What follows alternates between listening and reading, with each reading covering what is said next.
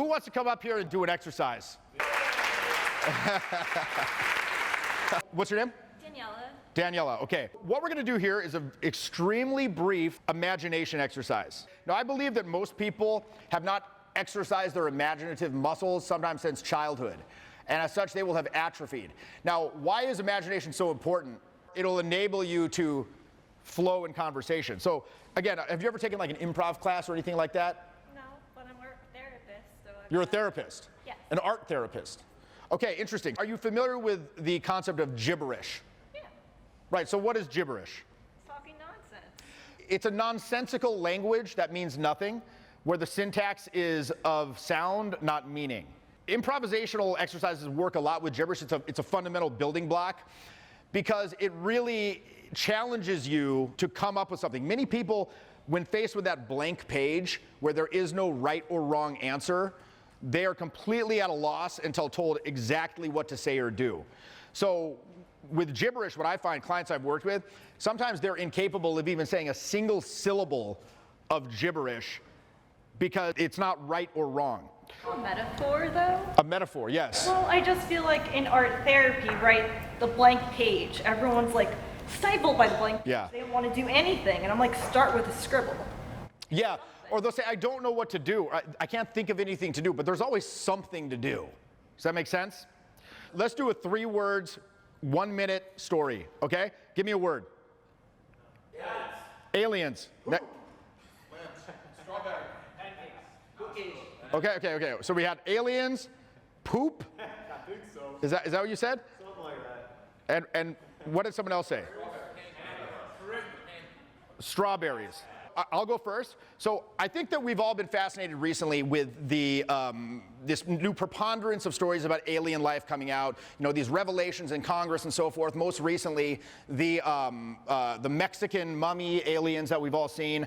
It was revealed, I saw on a TikTok that it was revealed that this alien body was actually cake. Because we've all seen these things where it's like, it looks like a podium, but then you cut it and it's cake. So I bore witness to this when I was on the airplane coming over here. And it just made me curious. You know, this could probably result in some sort of like gastrointestinal distress, jihad, if you will, poop coming out, alien poop from the cake and everything. But, you know, personally, I have been cutting for the last 12 weeks. I got a bit overweight when I got back from Europe. I've been cutting for about 12 weeks. And so I typically eschew cakes and pastries and things of that nature now. And if I want to have like a sweet treat in the evening, I might simply take some fruit, perhaps a strawberry or a nectarine. Okay? So that's, again, that, by the way, so do you see here, what I just did there, that's called an intuition. I would call that an intuition flex, because all of those things are actual anecdotes that I have experienced in the past several weeks or something like it's based on my real experience. So you could also do an imagination flex where you just literally say like, aliens love to poop strawberry, you know, like you could just make up complete nonsense. But what's the distinction between intuition and imagination? Well, with intuition, the conceptions generated would actually work in a conversation. So if I'm out speaking with somebody and they bring up that, oh, did you see the thing with the aliens? I'm like, yeah, did you see the Mexican aliens? And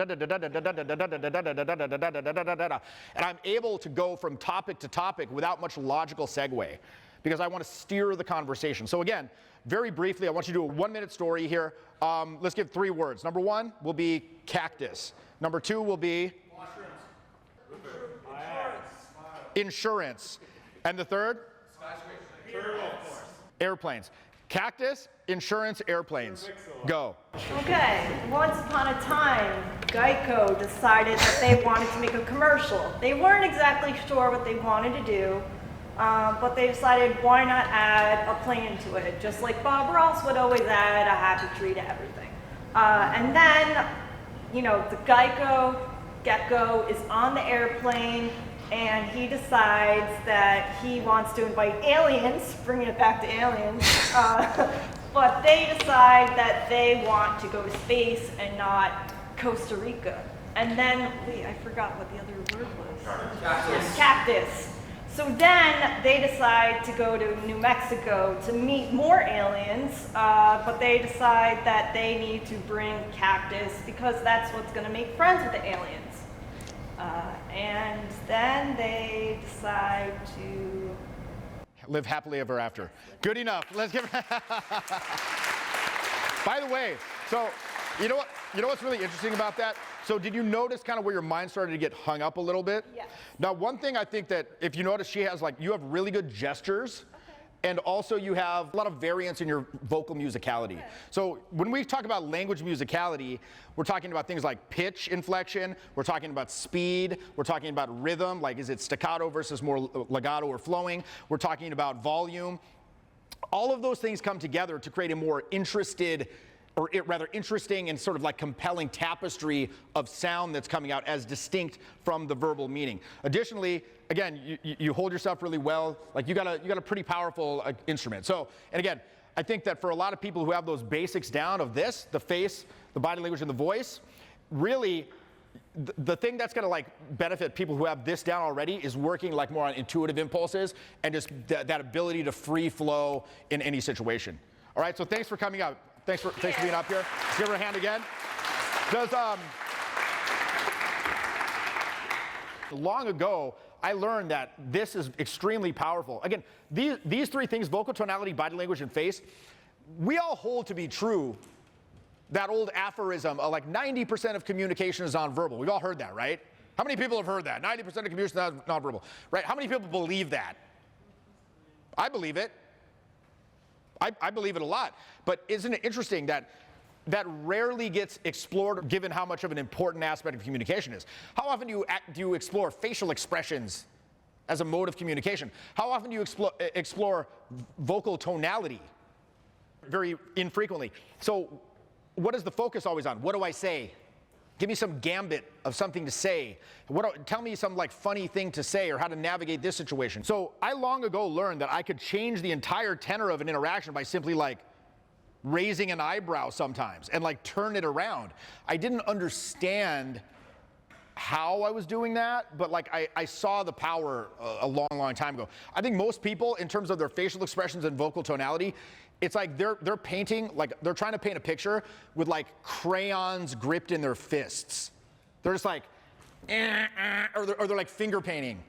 You want to get to the point where you are like a Rembrandt with that shit. You can make fine little nuances of color and shading and meaning. So anyway, long story short, like I was saying, I do that in that mentoring. We talk about, again, face, voice, and body. We talk about the intellect, emotions. We talk about the 6 skills. We talk about core confidence, conversational technique, persuasive ability, frame control, conflict communication, leadership abilities, all that stuff. That's like exercise, right? So there's a difference between exercise and performance, right? Exercise and performance.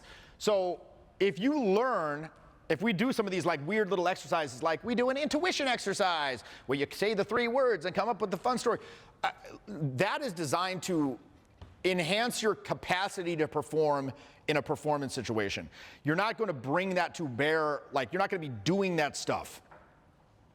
Another analogy, let's say you have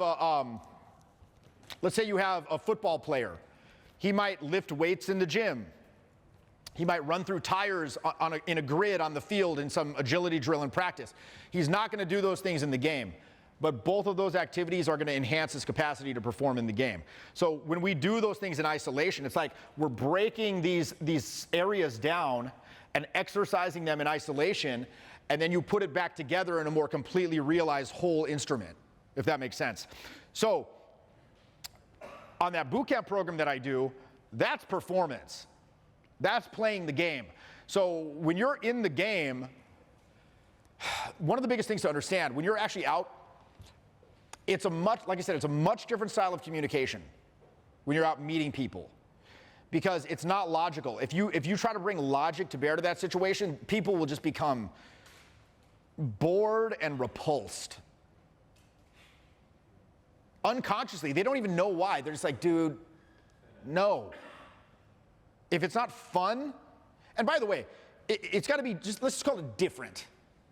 Let's call it different. Because sometimes I'll introduce myself to people, but not even necessarily being happy, fun. One of my favorite things to do, people would be walking by and be like, don't fucking look at me. And they're like, what? They're like, what? Wait, what? Like, don't fucking look at me. Look away. Avert your gaze. Avert your gaze. What don't you understand about this? And they're like, who the fuck are you? I'm like, who the fuck are you? and then you take it off of that faux antagonism, hope before it becomes real antagonism. You get it off of that really quickly, but still, it's just something different. Something different. My life literally changed applying what I've learned and going through this process.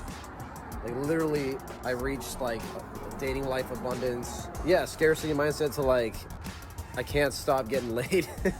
And things happened to me that I never would have thought were possible. And it's just the beginning. It's just the beginning.